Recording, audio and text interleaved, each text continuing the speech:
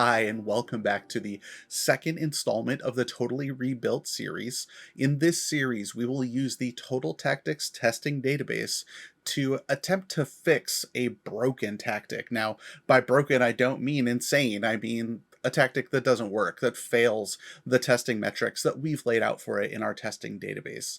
I look for tactics on the Total Tactics Discord. There's a link in the description to join there, and I'll look across the internet, like on the first episode where I took the worst performing tactic on FM Arena and attempted to turn it around. And I think we did just that. You can check out that video as well as a part of this playlist. Now, this week, I have chosen a tactic from the Total Tactics Discord. One of the users there posted this tactic and asked for help, and we tried to give them some advice, and hopefully they could turn around the results in their own version of the testing database, but I decided to try my hand at it as well, and I spoke to the user and they consented to me using it for this video, and I think we will show you that it's possible to rescue this shape, and I don't think their tactic is that far away as well, so it should be a good exercise and just little tweaks that you can do to push your tactic over the line.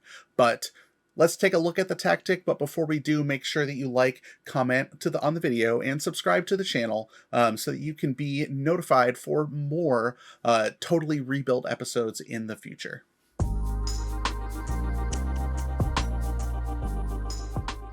So here is the tactic for this week, and the user on Discord refers to it as Bora, so that's what we're going to call it as well, but what it amounts to is an asymmetric 4-3-3. I think that's kind of the best way to think about the phases of play for this tactic. So there's a few things that I want to point out about the tactic, and the first is this complete wingback on attack. So clearly Bora involves like the wingback in the offense here using this wide channel, right? There's no winger out there. Instead, there's a shadow striker centrally.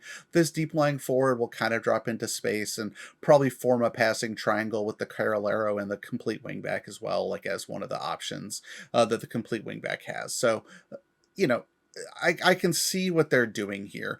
Once the Carolero joins the attack, the one thing I don't love about this tactic is the way the ball-winning midfielder is the shield behind the Carolero and to cover for this complete wingback. The reason why I think that's dangerous is, despite having hold position as a native instruction on a ball-winning midfielder, I have found that's just not true. I think they hold the depth, like the line of depth that they have on the pitch, but this ball-winning midfielder tends to move more laterally than I'm comfortable with. They'll tight mark someone who will then run out of the zone of the ball winner, and the ball winner will track them, right? So this ball winner has a tendency to kind of laterally move in search of the ball or chasing the ball, which means that if they're pulled this direction, the space that the complete wingback has probably vacated in transition is wide open for like an overlap of a winger or whatever behind this wingback. So that would mean the central defender has to come out to mark that winger, and just a massive gap opens up in the defense here between this left center back and where the wingback should have been. So ball winning midfielder is not my favorite role, and it's definitely one that we'll be getting rid of. The CM attack I love. Shadow striker can work. IW attack can work. Like there's a lot of things that should work here in this tactic. So we'll see like what we can leave in place and what we change. I don't like deep lying forwards personally, so that will probably also be changed. I feel like it's going to be too negative of an interaction with the complete wingback, and especially because there's only a shadow striker hitting the space behind the deep lying forward. There's not like a CM attack here or box to box even to like get through past the DLF and give that DLF more positive passing options. So the DLF is probably also going to go.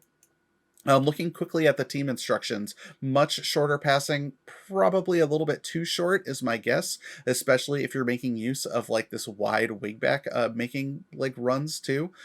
So, you know, I think that there are some things to change. Also, run at defense and much shorter are a little bit in conflict, which is something we'll probably look to address as well. The distribution's fine.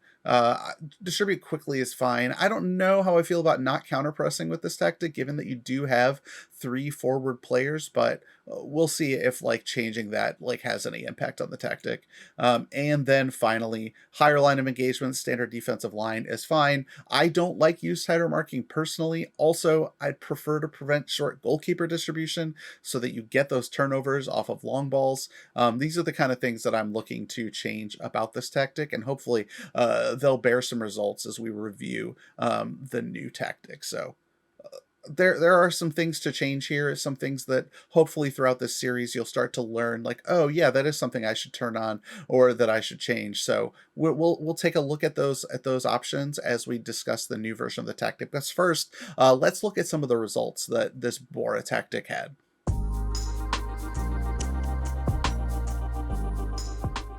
All right.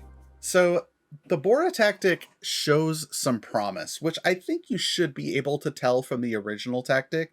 Like, it seems like some decisions were made with purpose, and I don't think it's that far, which is why I'm kind of excited to go through some simple tweaks that you might be able to do to your own tactics to really get them to perform better in the testing database. So, in the Elite League, this is where the performance wasn't great, 8th place, but I will say minus 22 goal difference when finishing 8th isn't that bad. Like, it's often much higher than that. And the problem isn't defense. The problem is offense. This tactic only scored 42 goals. Is 64 goals too many? Yes, it obviously is. We need to cut that down by at least 10, 12, 15 goals. But 42 goals is not a lot at all. And hopefully some small changes, even just playing an advanced forward, is something that would make a big difference in the tactic.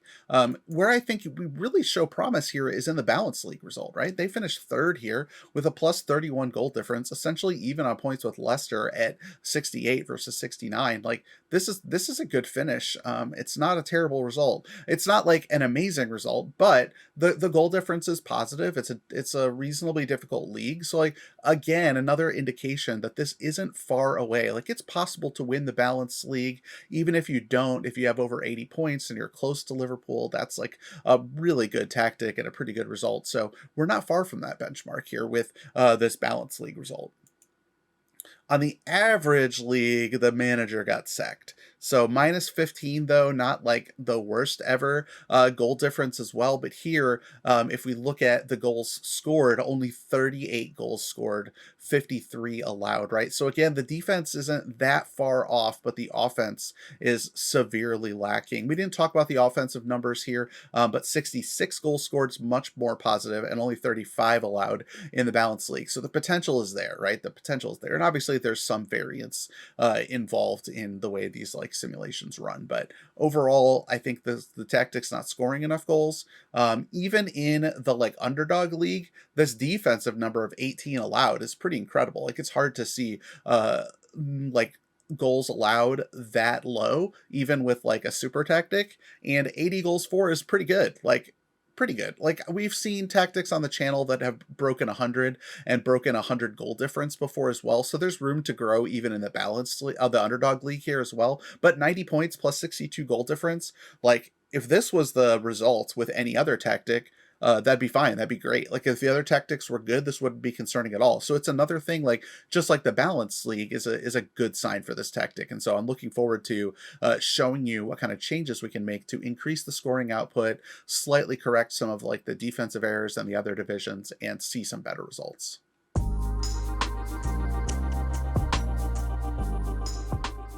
All right, so this is the new tactic. Obviously, I've maintained the same shape as the previous tactic, and what I've tried to do is present a few more attacking options rather than just, I think, maybe really only 3 in the previous tactic, right? Just the CM attack, the Shadow Striker, and maybe the winger.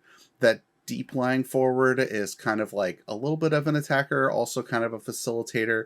You know, if the ball's coming through the winger, that DLF is an attacker, but if it's coming through the middle, it might not be, you know. So we're just trying to like average out and make like the number of attackers on every offensive possession be somewhat like stable and static. So that's one of the goals I had for this tactic, and the other goal was to sort of shore up that right side and have it make a little bit more sense and be a little bit more balanced. So when we look at the tactic itself, Some of the major changes is the complete wingback on attack is gone. To get the width out of this channel, we've gone with a mezzala to drift into that space. The mezzala is going to run wide with the ball and stay wider to really make it the most possible use of this movement. So I think that will help still have some offense in this channel without relying on the complete wingback on attack. We talked earlier when we went through the original tactic about how dangerous the ball winning midfielder could be, especially with an attacking role on the outside. So we've gotten rid of that. A DLP on support to hold position behind this mezzala. The DLP tends to do a much better job of that. It makes like forward runs. Sorry about that. But it doesn't necessarily like move side to side as much as the ball winning midfielder tends to. The Carolero's gone, obviously, in favor of the mezzala, like I just said. A lot of the stuff hasn't changed, though, in this tactic. Like the IWB on support over here to help kind of shore up the midfield next to the DLP and prevent the DLP from moving laterally and to cover for the CM attack, like bombing on, is another thing that I think is important to like occupy this space a little bit more as the CM attack cuts through their defense. So I think hopefully that makes a lot of sense to you. It still maintains this kind of like asymmetrically shifted 4-3-3-ish kind of shape. But I think it makes a lot of sense. I think the tactic is looking pretty strong. So we have ticked up the passing. I've changed a little bit about like how I think I want this tactic to play. Like we are still instructing for some overlaps from that fullback on support so that it does do it occasionally. And we've increased both the tempo and the passing directness. Also, I have included work the ball into the box and low crosses. I do think this tactic is going to be playing the ball along the deck rather than up in the air. And this will only help benefit like that kind of passage of play. We did decide to counter press. I think if you do have three players, especially asymmetric players, and able to press goalkeeper distribution here and those defenders when I have the ball, it only leads to offense, or it forces those defenders to play the ball high up to the strikers, and then your defenders can win the ball back and you get possession that way. So I think like even though counterpressing doesn't lead to like your striker having the ball on their boot immediately, it does make the defense make risky passes that then get intercepted or makes the defense lump the ball forward, which usually ends in you getting possession as well. So I think that it's worth it to counterpress, and even if they like distribute the ball out here to this area, the mezzala also is in a position to kind of counterpress. They will probably already be higher up the pitch if like the pressing situation is like after you took a shot and now they've gotten possession either off of a save or whatever, the mezzala will be high enough to join that counter press anyway.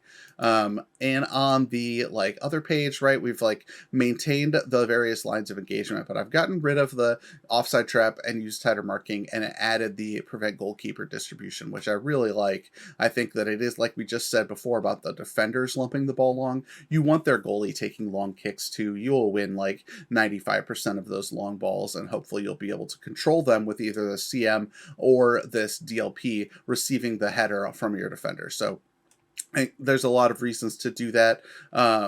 Offside trap, I just want to keep the play in front of the players, especially since we're playing fullback support, IWB support. If they stay in front of those wide players, they'll be able to cut out any wide through balls or balls deep into the channel if you're not playing an offside trap. If you're playing an offside trap, they won't do that. They will instead stay high in line with the central defenders, trying to get people offside, which opens up the space behind them for those kind of like balls into the wide channel space. So that's the reason for most of the changes here. And I think you'll see when we talk about the results that it's been pretty successful. So let's go do the results right now.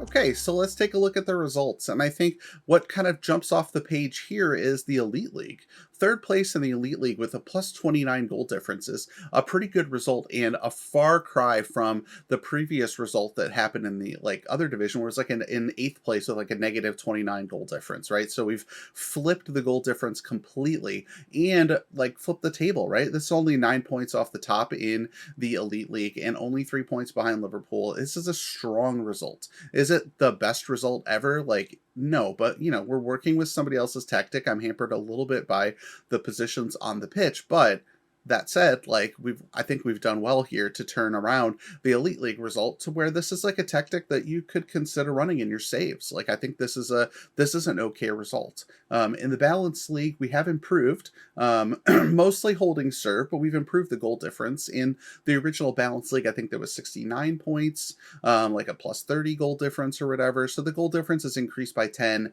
a few extra points there on top of it, but mostly just holding serve in the Balance League. But that's good. It's a good Balance League tactic.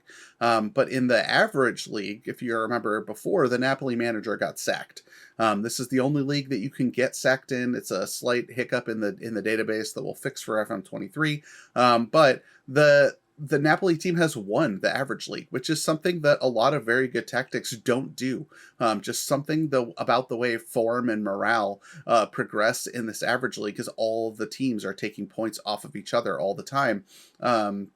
I think really helps make this like a more difficult division than some of the other divisions. But plus 29 goal difference, 74 points, a good result in the Average League and much better than the previous tactic. Now, the Underdog League is a little bit awkward, and I don't really know what to make of it because 78 points is pretty low for the Underdog League. 55 goal difference, though, is pretty good, but not like incredible. So I don't know if, and we'll look at some of these a little bit more in focus because I realize that now you can't see that. So we'll go to the full league table here quickly and see that 85 goals scored, though, and 30 against isn't too bad. It's conceding a little bit more than the best tactics do in the Underdog League, but I suspect if we ran the sim again, that the Underdog League performance would improve based on these peripherals, but I don't think it's a huge deal. Clearly, it's a good season. Same here, 46 against, 75 scored, just a decent season. Like, that's top 3 in defense and number 1 in attacking in this league, which is pretty good. In the Balance League, we got 40 against, which is, again, top 3 in defense, and 81 goals scored, which is the second best scoring record. And then the Elite League, 50 allowed, which is tied for third here in defending, and is the number 1 goal scoring tactic in the Elite League with 79. So not like huge amounts of goals, but just a really balanced tactic where it's solid defensively. It's going to finish in the top third defensively in the division, and it's going to score some goals, but maybe not like an absurd number of goals, but it doesn't really need to. You're going to get a lot of 2-1, 3-1 wins with this kind of tactic, 2-0, 1-0, like lower scoring games, but safe games, I think, with this tactic. And it's something that like I think you should consider using. It's going to be available on the Discord and available in that Dropbox folder as well. It's a tactic that I would consider playing personally, especially if you only had like one winger on your team, but you really wanted to get them into the lineup and there wasn't like a great place to play them. Then this is the kind of tactic that offers you that opportunity for some width, but also, you know, taking advantage of sort of the narrow meta to the match engine. So I like this tactic. I think this asymmetric 4-3-3 has a lot of potential. Your personnel might make this great and push it over the line. You might be willing to play that fullback on attack, like however you want to play with it. Take risks, take some chances. Let us know in that Discord how you get on with it. So join the Discord. The link is in the description. Make sure you like and comment on this video and subscribe to the channel. All of it helps the channel continue to grow. I think you should be on the lookout for more tactics and more tactical rebuilds in the future. So until next time, I'll see you later.